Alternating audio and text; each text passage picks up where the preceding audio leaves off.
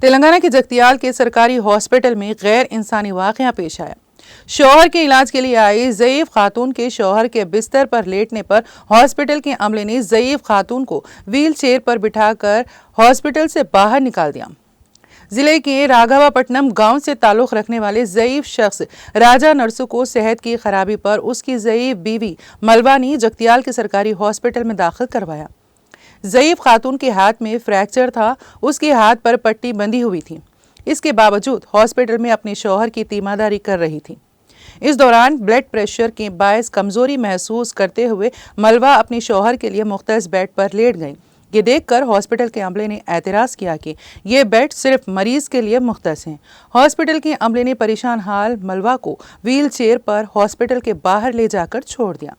یہ دیکھ کر راجا نرسو اپنی بیوی کی تلاش میں ہاسپٹل سے باہر آیا اور وہ ہاسپٹل کے باہر بیوی کو دیکھ کر سڑک پر اپنی بیوی کے ساتھ بیٹھ گیا۔